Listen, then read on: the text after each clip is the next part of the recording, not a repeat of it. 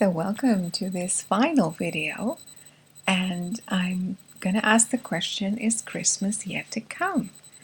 In the enemy's playbook, Christmas is the annual death and resurrection of the elite solar messiah. Helios, Horus, goes by many names. And as the winter solstice took place in Capricorn in ancient days, the elite associate their version of Christmas with this sign, potentially the timing of their dark visitations, war, and destructive gifts as well. So the sun, we know, is at the cutthroat section in Capricorn this week, which also resonates with the Hawaii Helena slump, Hawaii being shaped as a goat and the Helena slump being at risk of sinking into the ocean in case of a hydrovolcanic explosion or a rocket launch or another attack. So we recall how in the Aborted Go 2, the false Messiah figure is birthed out of a cave, shaped, its entrance shaped as a throat section, and afterwards it passes a false light in the exact shape of the Baphomet light, and it exits through a Vesica Pisces shaped section, after which it awakes and rides into the sunset. So Lucifer the light bringer rises at the end of the production on a solar boat of Horus towards the rising sun god. And this movie was made, released in Cancer, that biblically it's the resting place of those traveling towards Christ, exactly 6 months opposed to Capricorn during 2012. And I don't think that is an accident. So keep in mind this set of images of the classroom in the iPad Goat, during the daytime reflecting noon, during the nighttime reflecting midnight, and as well as this exit marker and Matthew 25. Because, as shared yesterday, the iPad Goat 2 clock in the classroom is signaling 12 o'clock at the elite school being in session from 9 to 3. The clock in the snowy exterior points to the midnight hour at night, and the midnight host coming, the time of witchcraft and sacrificial rituals, counterfeiting the biblical time of the bridegroom, Matthew 25, is heard to come out and meet him. The sun is at its zenith above Capricorn, the pet goat, on the winter solstice when the condemned are hanged, like the hangman game on the blackboard. The condemned has X's over his eyes and is uninitiated, thus cannot see the truth, quote unquote, of evolution or Christmas, the annual rebirth of the ex-Osiris or the gate of On Babylon. Cursed is anyone who hangs from a tree, we know from the Bible, and thus the hangman is cursed, in a way that Jesus was hung from a tree and made the curse on our behalf. The red exit door at the left of the classroom stage is the escape chute scapegoats and Judas goats are trained to take as the sheep head on for the shears or even the slaughter. And we shared yesterday how many people, amongst which Obama and Greta Thunberg, are playing out this role of a Judas goat towards their respective flocks. And we also take into account that Satan will sacrifice even his own. And biblically, this exit door points to the blood atonement of Jesus Christ. We know that before the Israelites departed in the Exodus, they signed their blood posts with the blood of the Lamb, and signaling the blood atonement of Jesus towards our salvation. And this picture of leading sheep to the slaughter by Judas goats is also reflected in the name of the person they selected to be the captain of the USS Abraham Lincoln, Walter Max Slaughter.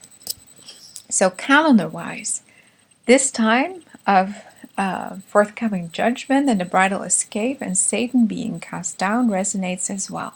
And in Ezekiel 32 we read that on the first day of the 12th month of Adar, reference is made to Pharaoh the king being cast on the ground. So that pertains to next week on Monday. And in verse 7, the heavens are closed again, another pointer to the rapture high watch, this end of Shavat and beginning of Adar, expected January 26, 27, which of course depends on the new moon sighting. So note how Adar 1 carries with it another marker of darkness, as the Egyptians were smitten with a plague of 3 days of darkness on this day in 1312 BC, which also relates to the 3 days of darkness in the sign of Jonah. So in Capricorn we find the great escape, and that is even hidden in its word meaning. So in Luke 21, the Lord tells us to be watchful and take heed to yourselves, lest at any time your hearts be overcharged with surfeiting, drunkenness, and the cares of this life, and so that day come upon you unaware. For as a snare it shall come on all of them that dwell on the face of the whole earth. Watch ye therefore and pray always, that ye may be accounted worthy to escape all these things that shall come to pass, and stand before the Son of Man. So the word cape in escape is related to the word cap or caper in Capricorn. So if you click these links, you get into the etymology, the word origin of the words, and you find that the word escape and Capricorn are related. And in addition, in the mind of pagan philosophers, there was a theory that Capricorn reflects the gate of the gods, where one escapes this life on earth. So according to Chaldean and Platonist philosophy, Cancer was the gate of man through which souls descended from heaven into human bodies, and its opposite sign, Capricorn, represented the gate of the gods where souls of their departed ascended back to heaven. So in the sign of Cancer, the crab is emerging from the water, and in Capricorn, the goat, half goat or land animal and half fish or sea animal, is in the water. So to escape originally meant to throw off the cowl, formed by an X and a late Latin kappa. So X kappa has become escape. So we also have a connection between Golgotha and Capricorn. So Golgotha is connected to the sign of Capricorn as well. A definition pertaining to the skull is found within both of the words Capricorn and Golgotha. In the Old Testament, atonement is expressed by the verb kafar, whose root meaning is to cover over. The noun related to this verb kofar is mainly used as a ransom price that covers an offense. The ritual of the Day of Atonement should be studied, and in particular the part played by the two goats. The high priest sprinkled the blood on the atonement cover. Capri means goat, and corn means horn. So to recap and summarize this article, I'm going to scroll through it once more quickly. So we started the article with the reflection of God's hand of mercy holding a stone, but in a very gentle manner still, like over here, but it developing into a posture or a position of being ready to throw. And I believe that transition of this posture into this one is what we have seen the past 4 years. So the initial commands in Genesis to be fruitful in the natural and the physical with regard to child rearing has been forfeited by many, has been manipulated, and we've become like our own gods with regard to how we manage ourselves, and the sacrifice and murder of children, much like in the days of the offering to Moloch, has become commonplace. So, to the spiritual remnant, the Lord has given a really long time of forbearance and long suffering towards our spiritual maturing and fruit bearing. I propose that the time frame between 2016 and 2020 is a second fulfillment of that prophecy.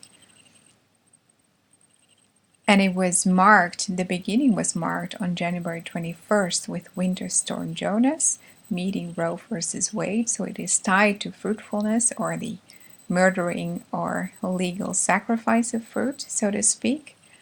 Then it was followed up by Noah, and now the storm Jacob has arrived. So we've seen the fiery hand of God, gentle at first towards the woman caught in adultery, but soon to be cast in judgment.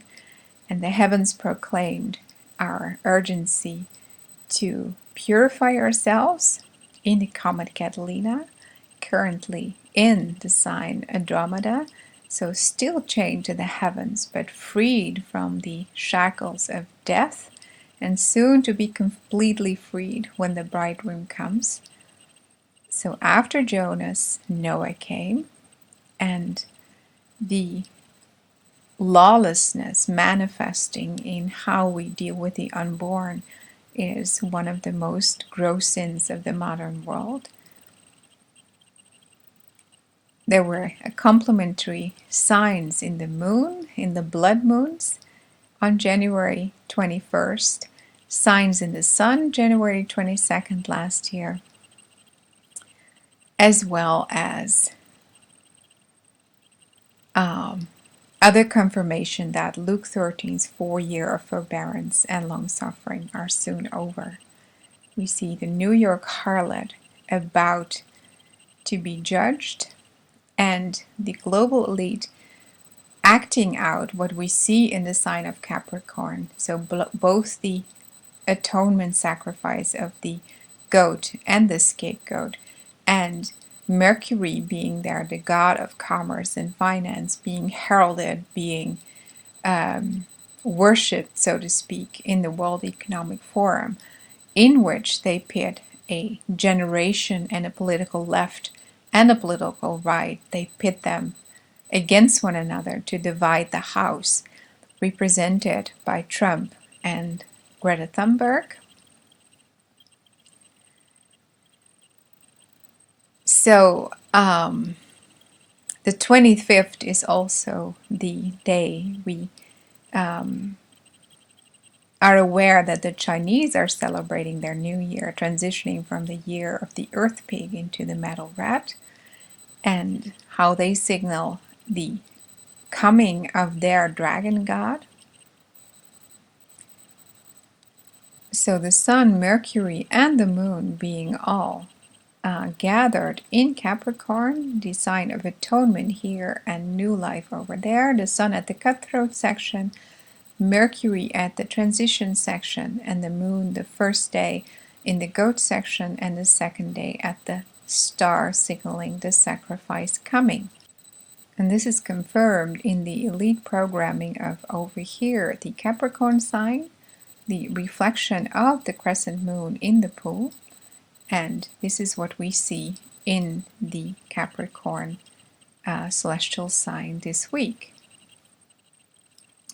So then we continue to the sign of Jonah, to the people of Nineveh, worshiping the Dagon fish god, knowing the Lord said that the evil and adulterous generation of this time will not be given a sign other than the sign of Jonah, which may be the rapture itself, followed by a 3 days of spiritual darkness.